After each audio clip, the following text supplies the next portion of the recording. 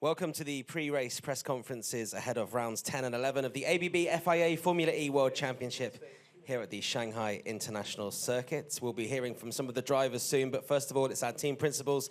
Please welcome on the stage from left to right, Sylvain Filippi from Envision Racing, Tommaso Volpe from Nissan Formula E, and Alex Hui from Cupra Kiro. We'll start with Tommaso.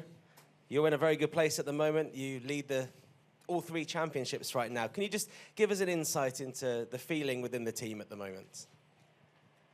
Well, we are staying realistic because, of course, we are halfway, so there are a lot of points still to be gained or lost in the next races. And, of course, we feel confident.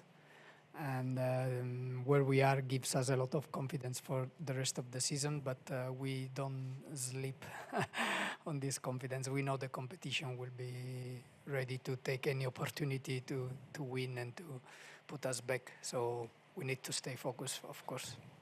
Mm-hmm. 首先欢迎大家来参加今天一个赛前的一个新闻发布会啊。那么首先第一个问题是给到我们日产的这位领队Tommaso。那么其实刚才他也讲了，现在日产的这个表现非常非常好。那么他对这一场的这个比赛有什么预期吗？他说还是希望这个在保持信心的同时啊，能够保持一个务实的一个精神，真正的专注于比赛本身，因为的确还有很多的分要拿，这个比赛也还会是非常激烈的。It feels like every time we speak in this situation, Oliver's lead in the championship gets greater. He's told me he'll be assessing where he's at in the championship race after this weekend. At what stage do you and the team get excited?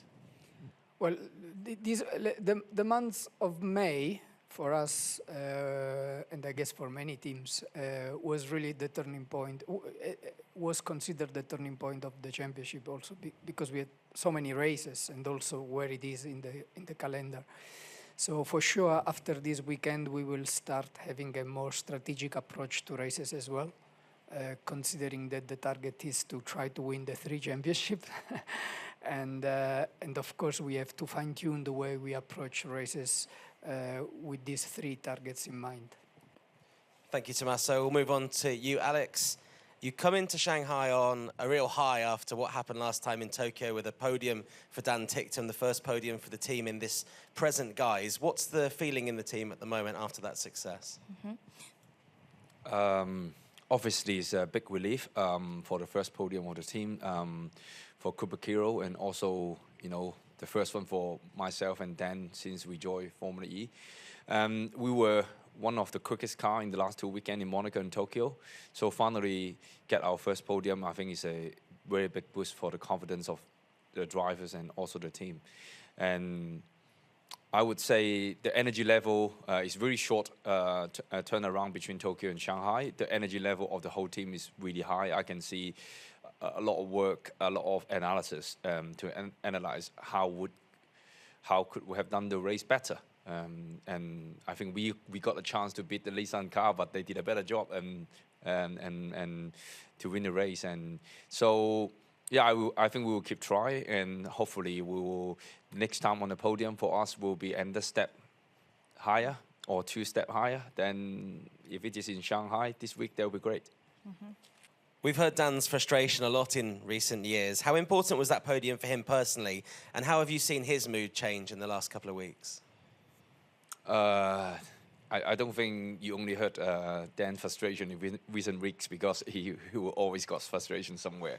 You know, Dan is always Dan. So I think the best way to, a lot of people ask me how do I manage him? I would say the best way to manage him is, I would say internally to deliver a quick car, to minimize mistake in the team. So, and we have performance and we focus more in celebration than campaigning issues together. So, you know, obviously, it's 4th season of Dan in the team. He's maturing step by step, but at some point he's still emotions when there's issues. But I think he's trying to improve. But I would say the best way to deal with it is have a good weekend together and not having issues and minimize mistake. Mm-hmm. And finally, Alex, the team's made great progress this season, but all of your points have come from that one side of the garage, and we talk about Dan a lot. How important is it for you that David Beckman starts to add points, and what kind of things are you saying to David to encourage him while a lot of the focus is on Dan? Obviously, it's not a secret that David have not scored a single point so far this season. I think he's also having pressure. I think he's on our car this season. So we try to give him support, and also we give him some healthy pressure. I think in the last 2 weekends when Dan proved the pace on the car, also give him some pressure, but also should give him some confidence. The car is quick. So, you know, I would say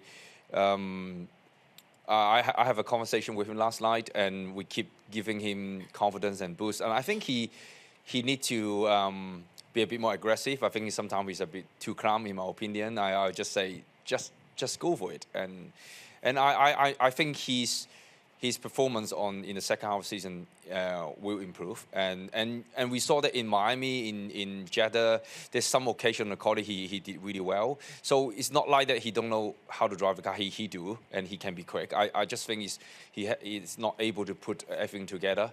But Formula is also super tough championship. It's very different to anything else in the world. We have seen a lot of good drivers struggle to adopt, and I think that's what David is trying to get for. Thank you very much, Alex. Sylvain, we'll move on to you. Obviously, points have been very difficult for you to come by this season.